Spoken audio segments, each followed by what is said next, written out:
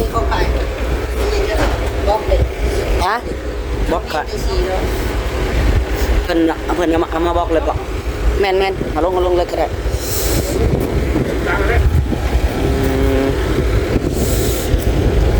ทั้งบล็อกทั้งสีบล็อกก้อนนั่นเด้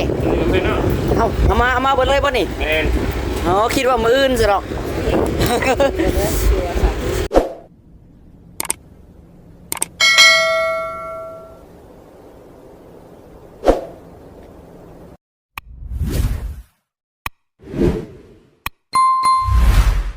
เอาพี่น้องเนาะ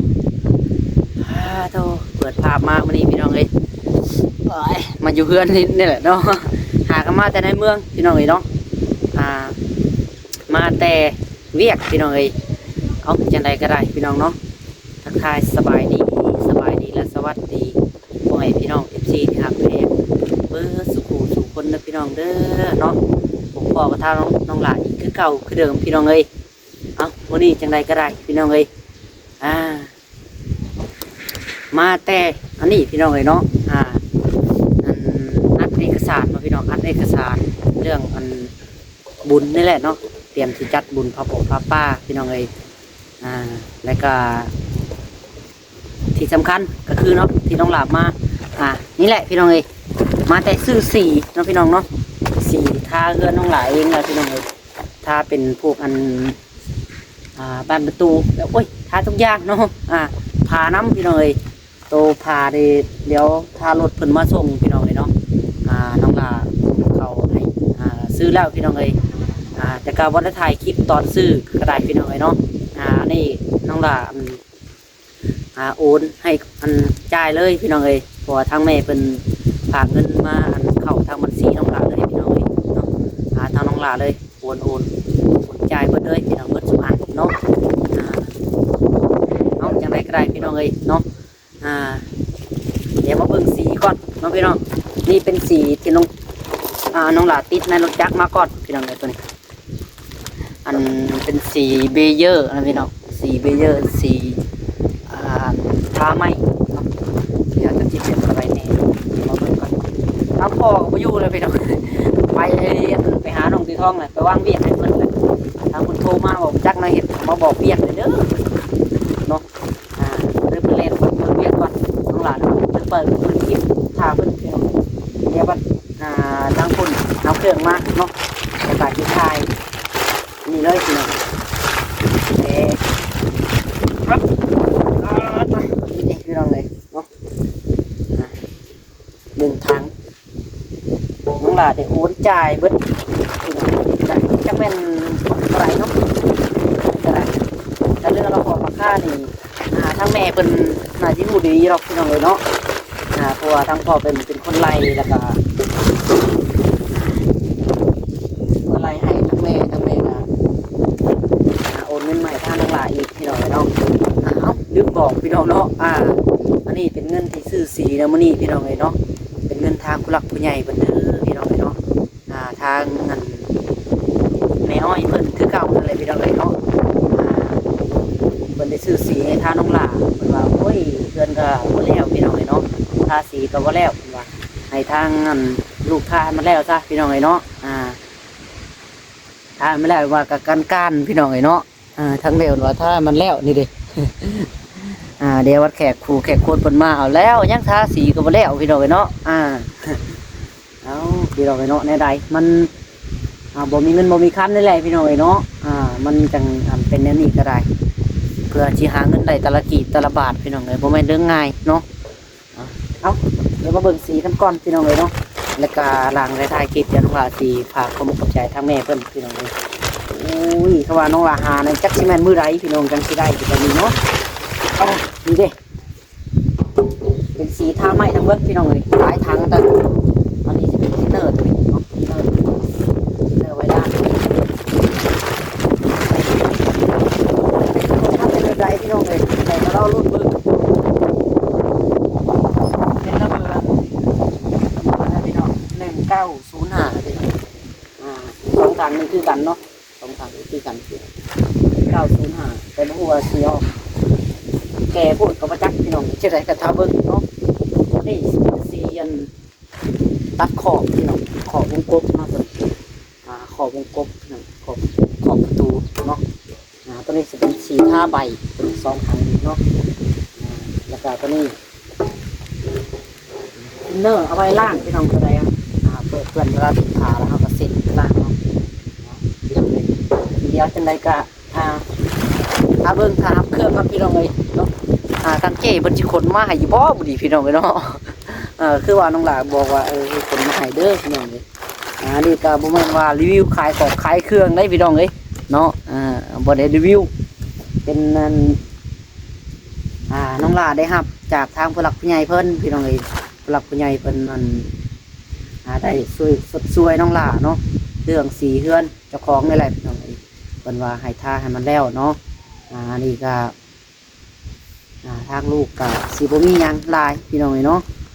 มีแต่ฝากขอบอกขอบใจหรือว่าทางแม่อ้อยนั่นแหละพี่น้องเอ้ยอยู่ทางประเทศออสเตรเลียเนาะหรือว่าอยู่ทางต่างประเทศพี่น้องเอ้ยเนาะอย่างไรก็ลูกขอบอกขอบใจเด้อแม่เด้อขอให้แม่อยู่ดีมีแห้งอยู่เย็นเป็นสุขแม่เอ้ยสุขกายสบายใจขอให้แม่จะมีแต่ความสุขความเจริญแม่เอ้ยก่อนเจ็บบ่อยได้ความไข่บ่อยมีแม่ปรารถนาสิ่งใดก็ขอให้แม่ได้ดักดวงใจปรารถนาได้แม่เด้อสาธุพี่น้องเอ้ยเนาะโตน้องหลาก็ได้บ่คิดบ่ฝันพี่น้องเอ้ยเนาะยังอีกพี่น้องเอ้ยยังอีกเนาะสียังอีกพี่น้องเอ้ยกำลังรถเพิ่นสิมาส่งทั้งสีทั้งบรรพับทั้งในดองน้ำพี่น้องเอ้ยทั้งในดองก็ซื้อมาแล้วพี่น้องเนาะบรรพับมันประตูแล้วก็มีหลายๆอย่างอยู่พี่น้องเอ้ยถ้าพังเบิ่งมื้ออื่นเนาะพี่น้องเนาะทางน้องหลาบอกเพิ่นว่าให้เพิ่นมาแก่มาไว้อยู่เฮือนน้องหลาเบิดเด้อเป็นอีหยังกะป่าอยู่นี่เดี๋ยวบ้านนั้นเนาะทางน้องหลาสิแก่กันไปไฟเพิ่นเองพี่น้องเอ้ยเนาะใส่รถอีแตกจ้อยนี่แหละพี่น้องเอ้ยสิแก่กันไปให้เพิ่นเบิดเลยเนาะคือว่าสั่งเลยไม่เลยตอกกะก็สิแล้วในมื้อนี้แหละพี่น้องเอ้ยเนาะก็สิแล้วในมื้อนี้แล้วเรื่องคำที่น้องทำให้เพิ่นมาให้กะน้องหลาบ่ได้ถ่ายคลิปให้แม่ FC เบิ่งซ้ำพี่น้องเอ้ยเนาะเพราะว่าทางแม่เพิ่นเข้าในบัญชีน้องหลาก็บ่ได้ไปโอนออกเลยมีแต่โอนจ่ายในห้างเลยพี่น้องเนาะเดี๋ยวบินเงินก็ได้พี่น้องเอ้ยเดี๋ยวน้องหลาสิให้เบิ่งเนาะพี่น้องเนาะเดี๋ยวน้องหลาสิพิมพ์ขึ้นจอก็ได้เนาะเดี๋ยวเอาเบิดเท่าไหร่พี่น้องซื้อสีเท่าไหร่เท่านั้นเท่านี้เนาะอันนี้ก็บ่จื้อพี่น้องหลายอย่างซื้อบ่จื้อเนาะมื้อนี้ถ้าว่าเครื่องว่าที่ว่าบ่จื้อหลายอย่างอยู่พี่น้องซื้อเป็นเครื่องเฮือนทั้งในดองก็มีครบพี่น้องเลยน้องลาซื้อมาแล้วซื้อไว้แล้วพี่น้องเองแต่ก็เพิ่นยังทันได้แก่มากเพิ่นว่าน่าสิเป็นมื้ออื่นพี่น้องมื้ออื่นเครื่องสิมาเพิ่นว่าน้องลาก็สั่งในห้างเวียดเนี่ยพี่น้องห้างเจเวียดนั่นแหละเนาะเพิ่นเอาจังได๋ก็ให้ FC รอติดตามเบิ่งนํกันพี่น้องเนาะว่าสิมีหยังแน่ของในดองมันก็ได้พี่น้องแต่ทีนั้นเนี่ยคือน้องหลาบอกไปแล้วพี่น้องเรื่องบรรพับเนาะได้แล้วพี่น้องเลยบรรพับก็ใช่ทางพอมาอยู่ได้พี่น้องน้องหลาเพิ่นเก็บสรุปจักเอามาอยู่กำลังกระจายเงินแล้วแต่ละสิ่งแต่ละอย่างน้องหลาจ่ายไปแล้วไม่ได้ให้เพิ่นมาส่งให้ซื้อพี่น้องเนาะคือน้องหลาโอนผ่านบัญชีเพิ่นเลยพี่น้องเลยเขาโอนเข้าเลยเนาะบ่ได้ออกเป็นเงินสดให้ซีเบิ่งไปจังได๋กันเดี๋ยวนั่งท่าเครื่องก่อนพี่น้องเลยเนาะนั่งถ่ารอเครื่องก่อนเปิดจิมาสากเดี๋ยวถ่าเบิ่งพี่น้องเลยเนาะไปเอาพี่น้องเลยกินข้าวหากระอิ่ม หลังบอกมีเขาขายนี่จะบอกเลย ฮะบอกค่ะ มีสีเลย เพิ่นเอามาบอกเลยบอกแม่นมาลงเลยก็ได้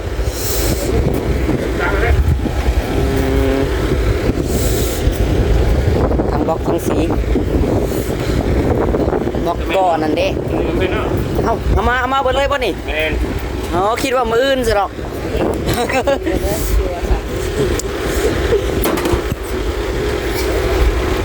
เนี่ยทางเจ้มันว่ามื้ออื่นเนาะพี่น้องมาเบิดเลยบาดนี้เนาะทางรถออกลูกปิง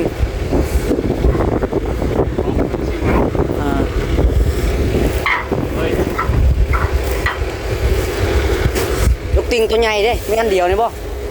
ยำ2 อันหรอปะ แม่นสั่ง2 อัน นี่ก็นึ่งอะไร โอ้ เรื่องเอาลูกจ้างมาไหนครับ โอเค น้องใช้ลุงอะไร ให้ลุมก็ได้ ก็ซื้อเนี่ยในบัตรนี่เนาะ โดย แล้ว แมน ซื้อน้ำเพิ่นนั่นนี่ก็ได้ของกันปีใหม่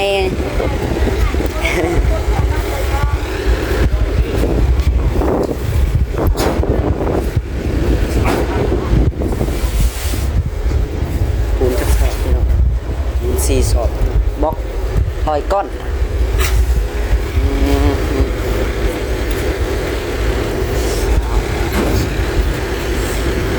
เขาจ่ายกับเจ้เพิ่นเขาจ่ายแต่4บ่ตัวนี้เขาจ่ายแล้วบ่ตัวนี้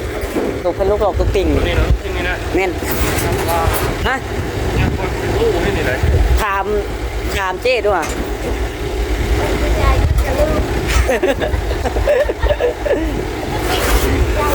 มันซื้อหลายอย่างว่าเขาลืมก่อนทั้งสีทั้งนี้ยัง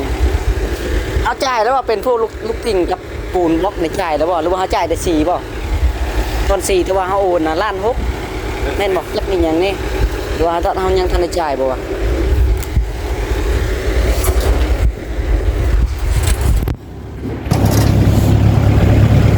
ไงเด้พี่น้องเนาะลืมชื่อหลายอย่างลืม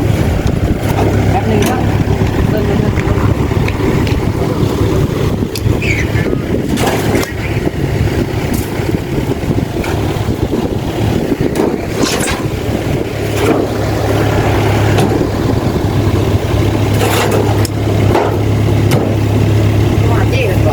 เนี่ย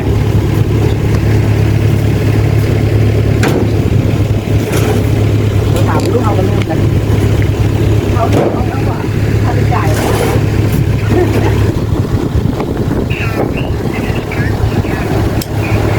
ที่ตะบัด ตัวว่าง ไหม สายนี่ตัวว่าง ได้ลูก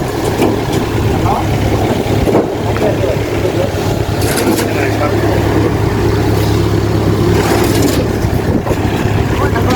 เป็นญาติเลยน้ำมาเล่ลูกญาติเลยเย็นใช่จะต้องขึ้นมาดิเนาะ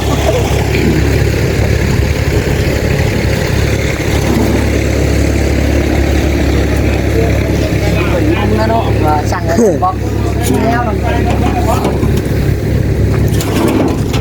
เดี๋ยว ต้องใช้ลางลายชาลางเราลืมเลยจักชิกายมันเลยโมยาเลยยักษ์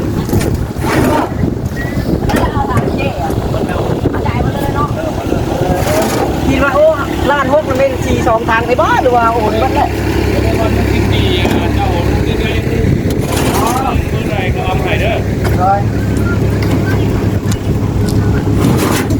แสดงว่าจ่ายหมดแล้วพี่น้องเลยนั่นแหละอันนี้มันจะมีแต่โอนเงินในเบิดเลยลืมมานี่เพราะว่าบ่ได้ แล้วหมดแล้ว โดยไม่ได้เราแล้วจะติดนี่เจ้า อ๋อ นี่นะ จะหนีเฮาว่ะ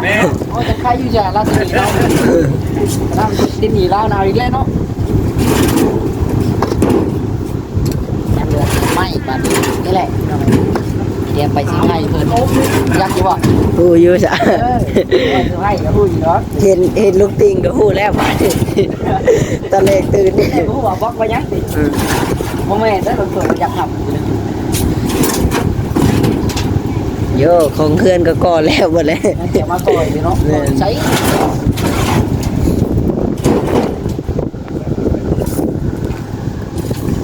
ยังเหลือแต่ไม้บัดนี้ไม้ยังเหลือแล้วมื้อนี้แหละตอนแรกว่าสิคนเอามาผิดมานอกหนาวหนาวเกินพี่น้องถ้ากินข้าวอิ่มเมื่อกี้นี่อาหารก็แล้วพี่อยากกินข้าวอิ่มนั่นนี่รถมาตะลี่กระถาต้นเติบอยู่เป็นชั่วโมงพอแหละเนาะเผื่อมันจะมาตัดไปเยี่ยมนั่นเอง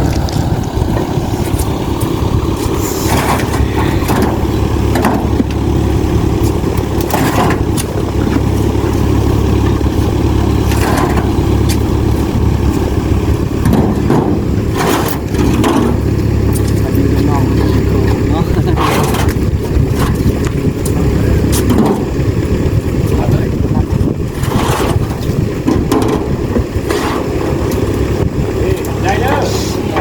ได้ ได้กับใจ มาส่งทีคนยังติ้งหนีเขาโยนนึ่งเป็นวัน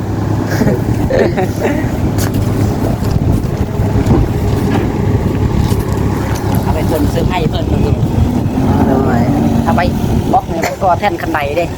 แท่นคันไดแต่กาชิเว่าน้ำเพิ่นไม่อยู่แล้วพี่น้องเบิ่งเลยที่ได้เจาะพื้นกับแท่คันไดใส่ขอบมันน้อยมันหอมเนาะกระจอกเดียวเวลาใส่ลูกปิ่งมันให้หอมเข้าไปอีกได้บาด หอมมาแล้ว สิบ่อยากลมโตพุ่นแหละเนาะ เวลาขึ้นเครื่องของแรกขึ้นยาก แม่นยังที่บอกกับนายดองเพิ่นไม่อยู่ถามเพิ่นมื้อนั้นเพิ่นว่าบ่อยากเจาะแล้วเพิ่นอยากใส่ค้างเพิ่นว่าขัดเจาะมันก็กินพื้นที่ไปเบิดแล้วก็แม่นเนาะกินพื้นที่มันก็ให้เกลี่ยไปแล้วแหละห้องหนึงเนาะนั่นด้วย โดย มันก็สิหอมพี่น้องแต่ก็คันใดมันบ่ได้ได้แบบมันบ่ได้แบบได้แบบมันก็สิบ่ได้เอ้าเดี๋ยวมาเบิ่งสีเอาก่อนนี่เป็นสีรองพื้นกับสีไข่เด้ออีกถังนั่นอีกตัวหนึงยังบ่ได้เอามาพี่น้องเอ้ยน้องหลาบ่จื้อนำเบอร์มันเลยบ่กล้าสั่งเอามาเพิ่นยันอันบ่ถือตั้งอันเดียววันนั้นจะเบิ่งถังเก่าวันนั้นเดียวเอาจักลงไปแก้วก็ได้เริ่มเบิ่งเบอร์มันพี่น้องเอ้ยจักมันเบอร์หยังสีตัวนี้เนาะที่ว่านี่แหละพี่น้องนี่แหละเรียกมาเนี่ยยำลงมือละ เอาฝนแกะได้เลย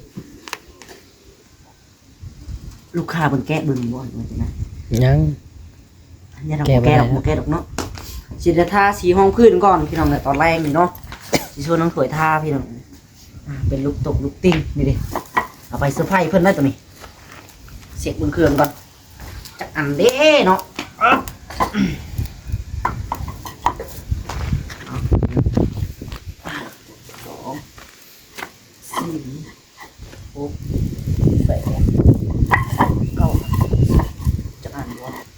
แม่ทั้งพ่อซ้ำจากนั้นอันนี้น้องหลาบ่ค่อยฮู้เด้อเพิ่นดอกพี่น้องเอ้ยเพราะว่าทั้งแม่เพิ่นก็น่าสิฮู้ดีอยู่ดอกเนาะว่าเบิ่งเท่าไหร่ใช้จ่ายเท่าไหร่พี่น้องเพราะว่าทั้งพ่อเพิ่นไล่ใส่บินแล้วก็ส่งให้ทั้งแม่เบิดแล้วเนาะลูกติ้งเป็นเท่าไหร่อันนี้ทางน้องหลาเลยบ่ได้ถ่ายคลิปให้เบิ่งพี่น้องตอนที่น้องหลาจ่ายเงินซื้อเนาะเพราะว่าโทรศัพท์มีเครื่องเดียว ก็เลยใช้ตัวนี้โอนออกพี่น้องเอ้ยวนแล้วก็นี่แหละเพิ่นเอาเครื่องมาให้เพราะว่าทั้งในเพิ่นฝากเป็นอันนี้เลยเนาะเข้าบัญชีส่วนตัวน้องหลาเลยพี่น้องเลยน้องหลาเลยได้กันโอนออกที่ได้เนาะเป็นสบายก็บ่ได้พกเงินพี่น้องเลยทำเงินเฮียเนี่ยเอาอีกแล้วน้องถวยโดนมาเงินเฮียเงินเสียโอ้ยนับใหม่ก่อนเด้อน้องถวยว่าสินับจริงยังไม่นับอยู่เด้อ10 อันเนาะอันละ10โอ้10 20 อันพี่น้องเนาะอยู่แค่ละ10นั่นแหละมัดละ10 อันเพราะว่าคันไดเล่าก็สูงเติบเนาะมาเลยใส่หลายๆแน่พี่น้องเพิ่นเป็นหนี้เฮาตรงนี้แหละนี่เพิ่นว่าตัวใหญ่เลยพี่น้องแม่ใหญ่นั่นแหละ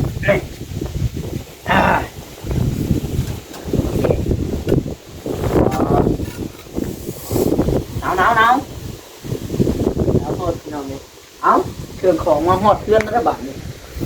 เสียมนั่นลงตัวให้เฮาก็ได้จะเป็นเครื่องเป็นของใช้คลิปจบคลิปแล้วก็สิอันนี้พี่น้องเตรียมทาลงพื้นก่อนเนาะตอนนี้ก็ยังเว้นจักโมงแหละเบิ่งเนาะโมงแหละ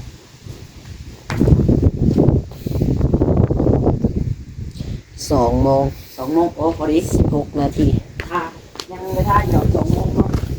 แล้วก็ตัวนี้นี่ร้อนเป็นแป้งปัดแป้งอะไรยังลืมถ่ายให้ชี้เบิ้งตัวนี้ก็ได้ซื้อมาแล้วพี่น้องเลยตัวนี้น้องหลอดถ่ายแล้วมันดูจะเป็นอะไรแป้งทาอะไรไม่ใบมันพอดีละใบมันพักแล้วตัวใบมันตายแล้วเนาะใบมันตายแล้วจะโวยไม่ที่จะบาดเลยเนาะคักข่าวครั้งแรกพอต้องทัวร์ด้วยค่ะหายแล้วป่ะแล้วตายแล้ว เดี๋ยวยังไม่ตายยอมแล้วตัวไม่ได้พี่น้องเลยเนาะปัญหาค่าถมเลยได้เพราะจะนั่น ได้อยู่ ฮะ ได้อยู่ มาส่งหอก ลองเบิ่ง ลองก่อนเนาะ ลองสีของพื้นลองทาลองเบิ่ง ก่อน ไปซะโอเคพี่น้องเอ้ยเดี๋ยว